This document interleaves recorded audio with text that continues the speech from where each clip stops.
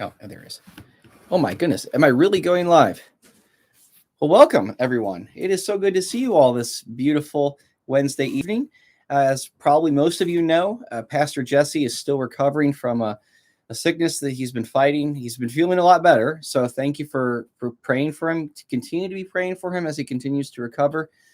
And so tonight, since we can't gather together at his house, I just wanted to offer you a quick devotional on today's portion of the reading plan, which is Matthew chapter 5. Not Matthew. What am I talking about? I can't get my head out of Matthew. Mark chapter 5, verses 1 through 20. And this passage, true to Mark's nature and his style, is one that's really impressive. Not least because the drama is so intense. And we like drama. We like to see how actions and throwdowns and conflicts are really fleshed out. And as I was reading this passage, I got reflecting on what, when I was reading about this, was thinking about some modern analogs, like in what ways, when we're looking at a passage like this, do we interpret it through the things that we see and know every day? And it's interesting because this is the whole passage tonight is about the deliverance of a man possessed by a legion of demons, the gathering demoniac, as it's oftentimes called.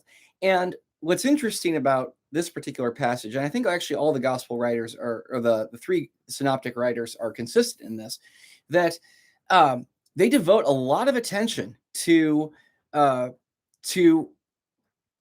just this person who is possessed by a demon, but that the situation is so grave, that he was so overwhelmed, so overpowered by this demonic possession, that that he was just totally out of control. That the degree of possession in this man was probably the most severe case that anybody had ever seen. If we're talking about degrees of not just like demonic possession, but demonic affliction, what we're seeing here is a big fish. Indeed, the big fish that nobody wants to deal with. But Jesus, in his coming in the kingdom of power and authority, comes to deliver this man and to rescue him from this demonic affliction, which is instructive for us, for sure. But I digress. But as I was reflecting on this, I'm thinking, how do we understand this sort of thing? And well, one, when we think about demonic possession, we as Western Americans are actually kind of divided. Even a lot of church people are divided as to whether or not demonic possession is a real thing, if whether or not in our Western Enlightenment that sees the whole world of a closed system, that what the ancient writers would have regarded as demonic possession was really just schizophrenia, that it was just epilepsy, that everything can be explained in a more or less scientific fashion.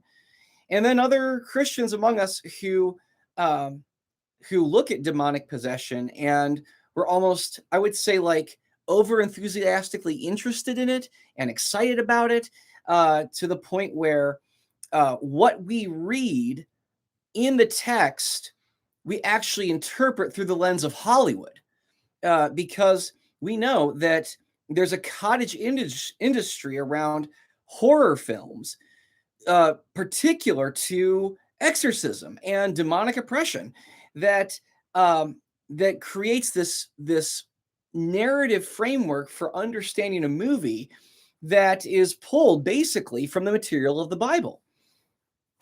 And I would say this, that if there is ever any kind of biblical passage that really establishes like a Hollywood framework for like an exorcism film, you would be pulling from Mark chapter 5, verses 1 through 20. This is exactly where you would be pulling it from. And a few more observations before we jump to the text. I'm getting there, so thank you for your patience. I find it so fascinating, so interesting to my mind, how whenever there is there's horror films about exorcisms, or if there's any kind of Christian representation in a horror film, for some odd reason, it's always Catholic. You never see Protestants really of any stripe, Lutherans, Methodists, Charismatics, Anglicans, Eastern Orthodox, Greek Orthodox. Like, it's the only representation that you actually see, like, in Hollywood horror films, are always Catholics. It's always, priests and nuns and crucifixes and rosary beads. And I have a theory about why that is, but this isn't the time to go in there. But and maybe you're a Christian who really finds, those horror films fascinating. You might find them disgusting, find them aberrant. But from what little I know, that's certainly consistent, I think, with this horror film genre that's about exorcisms, is that the narrative, the story of the exorcism is portrayed as if there is a legitimate contest between the forces of darkness and the forces of light. And they're usually spun in those impersonal terms that is really closer to dualism than it is to actual Christianity, but that's another matter. But that when the story is told, it's told in such a way that that magnifies the strength and the terror and the horror of these demonic forces that don't just take control over people's lives, but bring about destruction in this person's life, that make them more animal than human more oftentimes. And they delight in this direct terrorism that demonic oppression normally has. And how, in order for these horror films to work, you have to try and make the scary as possible. You have to make the forces of darkness as powerful as possible, so that when you see a person like a priest walking in, or a nun, or a pastor, or people, praying around and, sprinkling holy water and that sort of thing, that you want to portray the forces of light, the forces of good, the forces of God, or representations of the forces of God, in almost like these brittle, meager, weak substitutes in comparison to these powerful forces that are possessing these people. And so that as you're trying to watch the film, and that you're encouraged to think of the forces of evil and the forces of good as a legitimate contest. That the struggle is a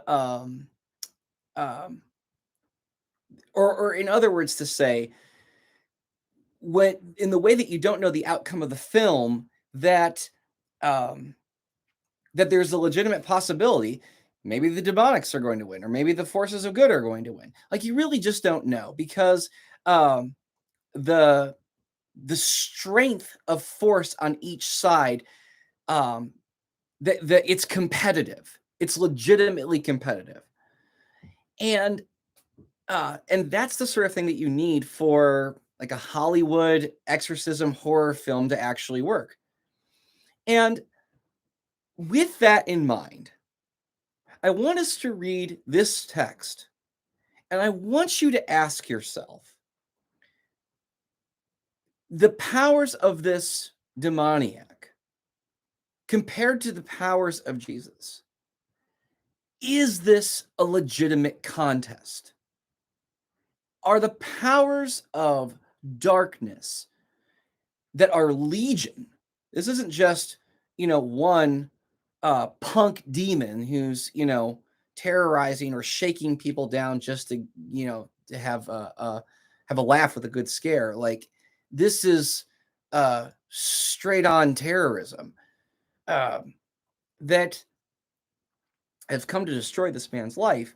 That in light of Jesus who's coming to deliver him, is this a legitimate contest? Are the forces of darkness and the forces, God's forces, actually comparable? Uh, and also the other thing to remember or to think about as we're going here, because yesterday we did the daily devotional that I believe touched on, Jesus calming the storm, and Jesus calms the storm, and the disciples are in awe, and they ask, "Who is this? Even the wind and the waves obey him." And that question is still hanging over this narrative that hasn't been answered. The disciples are asking, "Who is this?" Uh, this is more than just a great teacher, and we're not exactly prepared to figure out who this person is. And it's the question, who is this, is going to be spoken out of one of the most surprising and unlikely sources. And that should arrest our attention when we sit down to read. So let's read together Matthew chapter 5, not Matthew, golly, it's Mark. If if it could have been another name that didn't begin with an M, that'd be great, but I can't choose that. So I just have to remember it's Mark. We're in Mark, not Matthew. We're in Mark. Mark chapter 5, verses 1 through 20. And it says this: They went across the lake to the region of the Gerasenes.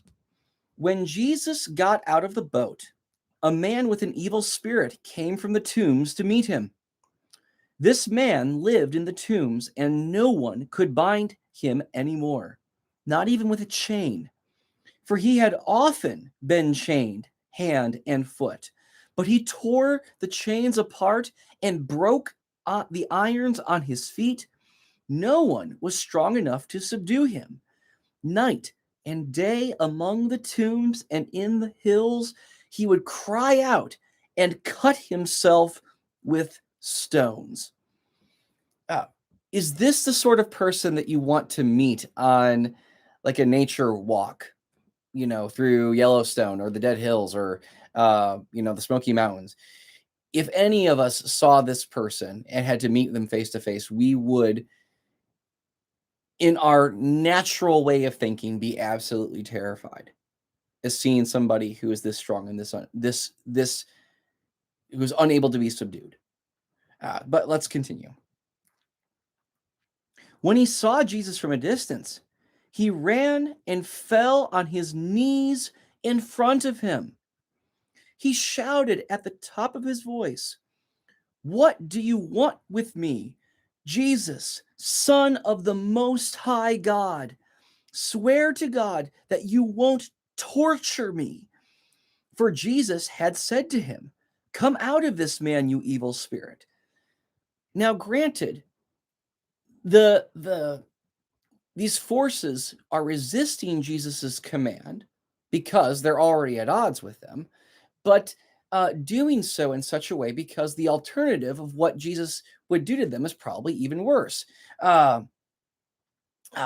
Because the only thing that they can expect from the hand of Jesus is torture, because he has that kind of authority and power over them as the Son of the Most High God.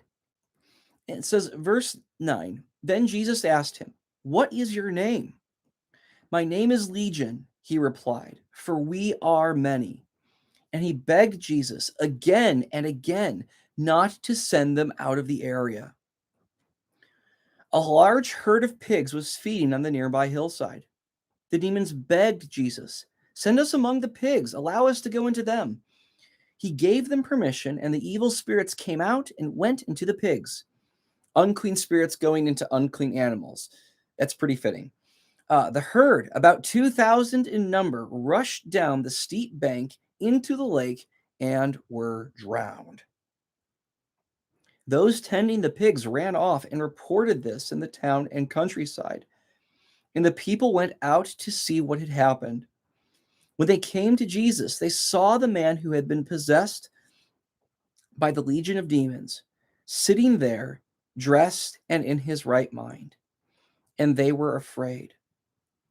Those who had seen it told the people what had happened to the demon possessed man and told about the pigs as well. Then the people began to plead with Jesus to leave their region. As Jesus was getting into the boat, the man who had been demon possessed begged to go with him. Jesus did not let him, but said, "Go home to your family and tell them how much the Lord has done for you and how he has had mercy on you." So the man went away and began to tell in the Decapolis how much Jesus had done for him, and all the people were amazed. Now, that's the kind of ending that honestly you're not going to find in a Hollywood horror exorcism film. Not least because I think what we can see in here is that the powers of darkness, whatever they may be, however strong they are, as indeed they are strong, we recognize them as being strong, to overcome this man who could not be subdued by any kind of human strength. And for as strong and as dark and as afflicting and as overpowering as a legion of demons is, you tell me, are they any kind of legitimate contest to the Son of the Most High God? Are they? Is this a fair fight between a legion of demons and Jesus, the Son of the Most High God? Uh, as far as if you're wanting to tell some kind of Hollywood horror film, this story falls flat on its face because there's no contest. And not least is there no contest that, how shall we say this? That the issue at hand is something bigger, something larger than just subduing a demoniac and uh, and dealing with the forces of evil so that they can be gone. But by doing so, God has brought salvation. He's brought mercy. He's brought hope and reconciliation to a man whose life was hopelessly lost. This is the profound power and authority that and mercy of the hand of God, who loved this man so much that he would deliver him from this demonic oppression. And the reason why I think a passage like this is so important, it's certainly for one of these things. One, that we have compassion and understanding on people who, as far as we as a church believe, that demonic oppression is real, and demonic possession is real, and that it's God's will to see to it that people who are afflicted by these types of demons, that they are released, that that the Spirit of the living God would come to take up residence in their hearts through faith, so that not only are they freed from the powers of the destructive powers of the enemy, but that they're filled with a life-giving power that restores their life, that restores their sanity, that restores their mental health in a way that that brings about the flourishing of their lives.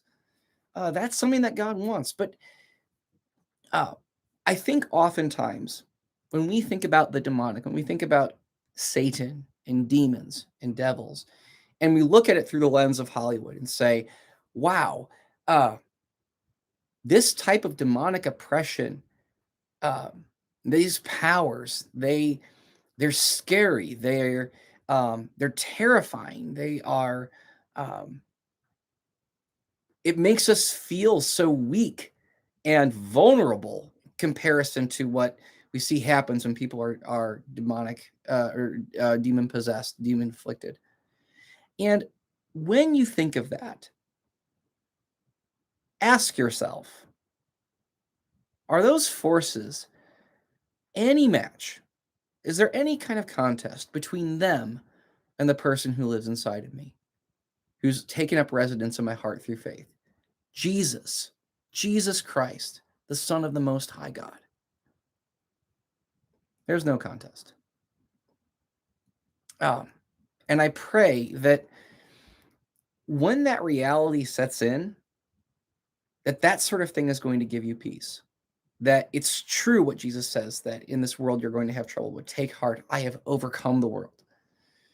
That greater is the one who lives in you than he that is in the world. God has come to do this, to see that um, that our lives can be made whole again. And um, and I pray that sort of thing gives you hope and gives you peace, so that uh, that uh, that as long as we humble ourselves before God and recognize that He's the one who makes demons tremble like this, uh, that um, and that He's the one who loves us and gave His life for us, that we really don't have anything to be afraid of. The horror story has ended. It's done. Um, so um, I pray God would bless you if, and I pray um, that if maybe you're watching this and you have experienced demonic affliction, um, I pray that you would pray the same thing, that um, that or excuse me, um, pray um, that God and His Word would dwell in your heart richly, and that that peace of God would protect your heart and your mind, and um,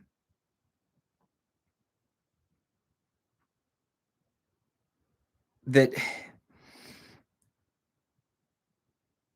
that you would be able to rest tonight in the peace of God and knowing that He's had mercy on you. So that's all the devotional for today. Thank you so much for taking the time to follow through with this, whether it's here or later through with this live stream. But um, God bless you, God keep you, and look forward to seeing you live on Sunday or in person or the next daily devotionals, or even just when we get together and do life together. I think um, that pleases God's heart when we don't um, follow Jesus alone, uh, but we follow Him together. So God bless you, and God love you, and I'll see you next time. Take care. There we go.